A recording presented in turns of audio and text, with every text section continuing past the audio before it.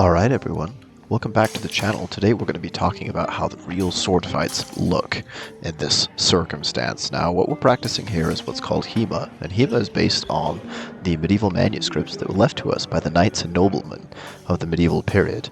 So what we're looking at today is the differences between what real sword fighting looks like based on the manuals and what it looks like in movies and TV. So let's go ahead and get started. So here on the right is me. My name is John. I'm in the black gear. Very handsome gentleman. I'm fighting off one of our newer opponents here in our local Hema class. Now, as you'll notice when we're fencing, there's kind of a little bit of jumping back and forth. And really, all of the actions that we're taking are done in one or two moves. This differentiates us a lot from what medieval sword fighting looked like in the movies, where they're dancing back and forth, there's huge battles, people are pairing off one-on-one. This that we're seeing is a lot more akin to what we would expect from two people that at least know how to hold a sword. So this right here is one of my signature moves. It's what Fiore refers to as the peasant strike in the manuals. You can see I displace his sword, cut around to the side, and hit him over the head. This is probably going to be one of the more effective techniques that were used back in the day, and I like using it a whole ton. In the movies, a lot of what you see is a lot of bashing back and forth, maybe 4 or 5 touches, points of exchange, and then one guy just doing a huge cleaving action. Because the sword is so sharp, we don't need to do a huge cleaving action. We can really just kind of cut into our opponent, and that blow would be absolutely devastating. Sometimes it's not even allowed in tournaments, because it can strike towards the back of the head. So if we are trying this in real life, that is something to be very careful with on the mask. So you can see I hit him kind of lightly here, but we just want to make sure that we're not doing anything too extreme. Now, what are the biggest differences between movie swords and modern swords versus like medieval swords is that they tend to be quite a bit heavier when you're seeing them on screen. The sword that I'm holding right here is just about 3 pounds, which doesn't sound like a whole heck of a lot, but if I extend it all the way out to full point and try and hold it there, you'll find that it can become very taxing very quickly.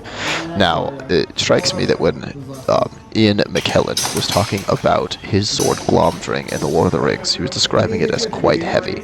So they actually ended up swapping out the blade mid-series with, instead of a steel one, into an aluminum one, so it'd be easier for him to wield. So though the sword isn't like 10 or 15 pounds like most people would assume it to be, it can be rather taxing. Mine I tend to like on the lighter side, so I can do those quick actions, and you'll find that a lot of medieval swords are usually between that 3 and 4 pound range, either longsword or arming sword or rapier. Now you can see that now we have swapped into a different style of weapon. This is what we call rapier. So less common in Hema than the longsword, but the rapier is typically about the same length as well as about the same weight, but it's wielded in one hand. A lot of the time in fantasy or in fiction, you'll see that the rapier is deemed a very dexterous weapon, something that doesn't rely on strength quite a bit to get it done. However, the rapier, because it is so long and point-centric, you have to hold it out very far from your body. So I'd say it's probably the most taxing of all of the weapons to hold. Now, this rapier that I'm using is a very light dueling rapier, and you can see that we ended up switching it out halfway through to have more paired swords. But it's obviously quite a bit heavier. So you'll see my opponent on the left-hand side is having a little bit of an issue keeping it out full extension. And that's probably because he hasn't trained a whole ton with a rapier in the past. So you can see what training will do for you. Being able to hold it further out from your body helps to keep yourself more safe than holding it closer. And you'll notice a lot of the time in movies, I'm thinking specifically the Three Musketeers, they're using their rapier very close to their body with their point possibly extended, but when they go into their combat, almost the whole time they're going to be swinging at each other, almost like it's some kind of a saber. So you can see real fencing differs quite a bit from the movies. So now you can see we are using the paired swords, which means that neither of us have an advantage over the other by just having simply a little bit better of a weapon. These two rapiers are made by a company called Bellatore, and they're very sturdily built. There are class spare ones. So what we're looking at here is two swords that are maybe not the highest quality in the world, but definitely serviceable. And you can see that now that I've swapped into a sword that's just the same weight as my opponent, we're both kinda sluggish. So with a rapier, a lot of the time it's prized to have a very long, very light rapier. While back in the day they were having rapiers that were quite a bit longer and quite a bit heavier that they used in cavalry, especially at the time of like Cromwell over on the east side. During the English Civil War. So here you can see my opponent is having a issue with his arms after fighting with the rapier for only a little bit. I think people who pick up rapiers for the first time will notice this very significantly. So it's definitely not a weapon that you can just pick up and use without any training. It's quite a bit heavier than most people would expect, and it's also quite a bit more point forward. And you'll notice as you fence with it that the longer you can stick out your point, generally the safer you can be. So looking back in time, at the way that movies are done, a lot of the rapier fencers back in the time, thinking specifically about what's his bucket that plays Saruman in The Lord of the Rings. He is very famous as a fencer. He was actually in a Three Musketeers movie. What's his name?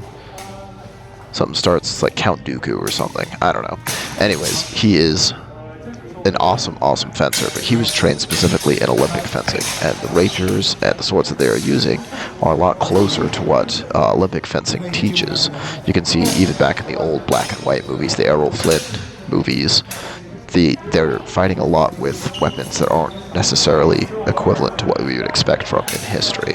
And of course they're trying to tell a story with their sword fighting. Well, real medieval sword fighting, as you can see here, is really one or two intentions, one or two little exchanges, and then there's going to be some kind of a hit that's a fight-ending hit.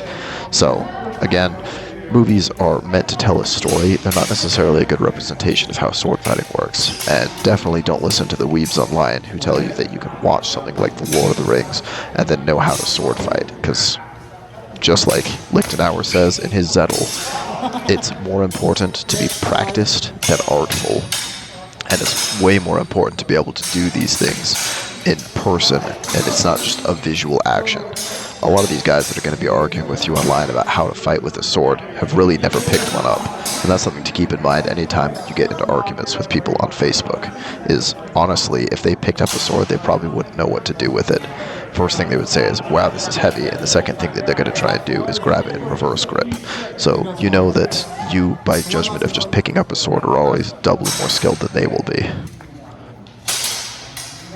So this has just been a quick look on what real sword fighting looks like as compared to what movie sword fighting looks like. So I appreciate you guys all staying towards the end. We do have an exciting announcement in our next long-form video. Long story short, it looks like we're going to be sponsored by one of the energy drink companies, Bucked Up, who is a local company out here in Utah, and they make some very good energy drinks. So look forward to getting completely smashed on caffeine with me in the next couple of videos, and watch for product links here in the next little bit. But yeah, thank you for staying towards the end, and I look forward to seeing you guys on the next one.